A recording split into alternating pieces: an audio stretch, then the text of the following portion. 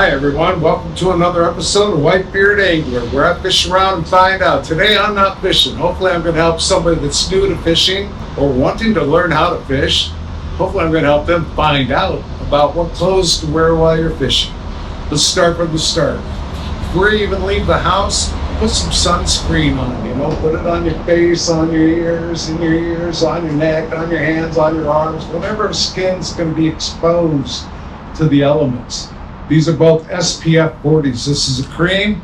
This is a spray-on mist. This is the one that I use when I'm out on the water because I don't want to get a cream all over my hands, then all over the bait, all over the hook and all that because fish smell that stuff. Who knew? Anyway, put your sunscreen on. SPF 40 right here. That works. In your hat. I used to always wear these hats.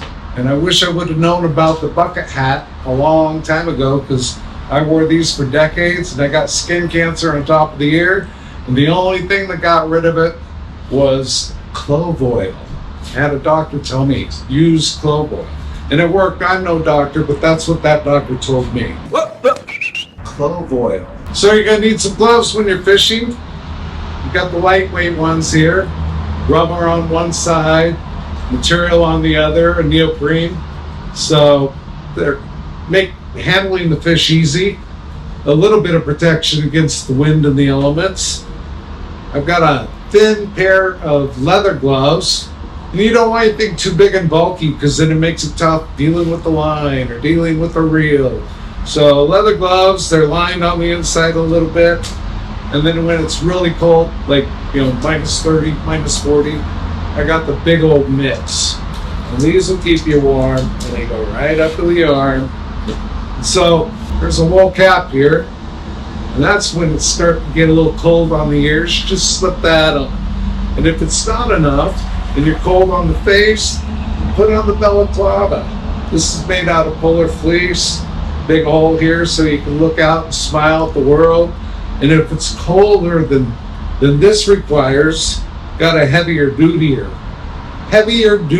balaclava right here. And it's lined as well.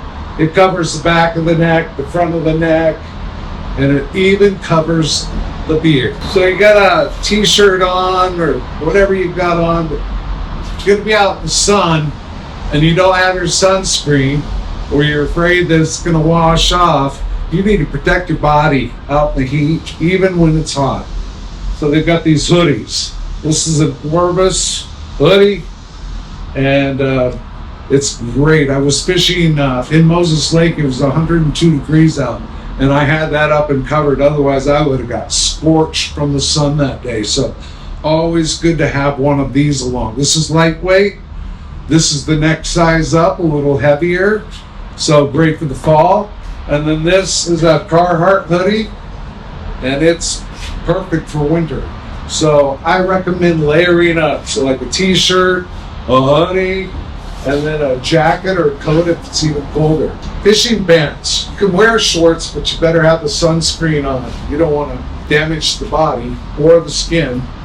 These are fishing pants made by Columbia, professional fishing gear. They make a whole line of clothing products. They're wonderful. These are a nice, lightweight. They dry really quick.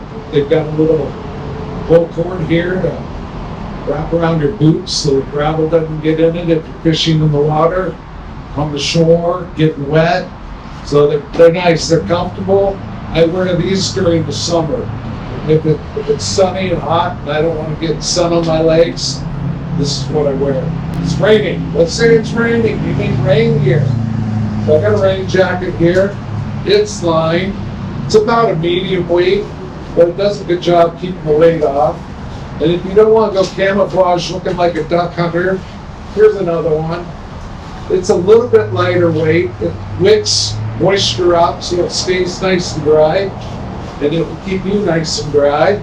So they've got different thicknesses of water protection. So choose which one's going to work best for you. I don't. That's why I have all these layers. I just keep layering up, taking it up. Got some rain pants. Many companies make them. They don't have to be camouflage. While we're on the subject of pants, Say you're going out, it's cold, just got jeans, put a pair of thermals on. These are like a spandex material, and these are heavier, and these are like a wool material. These are warm. I've worn these under jeans when it's minus 30 out. That was comfortable, believe it or not. Or you can have a pair of pants that are lined on the inside. Here's a pair of jeans that have a light polar fleece lining on the inside. They're comfortable, they're warm. And if it's colder than that, you need something for your legs and your core, then you can move up to the big boys. These are overalls. They're quilted on the inside, zippered up, so you can get your foot in and out with the boot on easily. These and these, warm pants. And if you're out fishing minus 40 or minus 50, these two combined, that's all you need. Really prone to the cold, throw a pair of those on. You'd probably be sweating. Then, last but not least, the feet. It's important to have good socks on if you're going to be out all day, if you're going to be tromping along the banks of the river. These are about a medium weight sock. It's more of a sock. I didn't ever think I'd spend $50 on a pair of socks, but I did, and they're very comfortable. And they will last for years and years. Then my old favorite, these are a little heavier. These are Smart Wools. They're not cheap, but anytime you're going to buy something you want to last, put a little money into it. It'll last you for years. I've had these socks for a decade, so I've earned it. Got to have some footwear. I recommend just boots for fishing along the shore and the boat. Fall time, springtime. In the summer, I'm prone to wear some tennis shoes if I'm in a boat or on my float pontoon. But these boots have a oil-resistant sole on them. It's really important, and they're nice and flexible, so I find them very comfortable, more so than something that's a hard rubber or hard plastic that doesn't flex. So they're great for ankle support too. So have some lightweight boots, and then when it's really cold, we move on to the bad boys. These are polar tested. I've worn these at minus 40. I've worn these snowmobiling. I've worn these snowshoeing. My feet never got colder. So they're made by Baffin. They're wonderful boots. They're waterproof. That's important. And that's about as good as it gets. So hopefully this collection of clothing helps you a little bit. Check the weather where you're going fishing. Check the forecast. That will help you decide what you're going to take. And this, any season fisherman will tell you, be prepared. Take whatever you think you might need. Because where you're going, they don't sell this stuff. And you don't want to be out there uncomfortable, cold, wishing that you'd have brought along something else. So be prepared for a good day out on the water.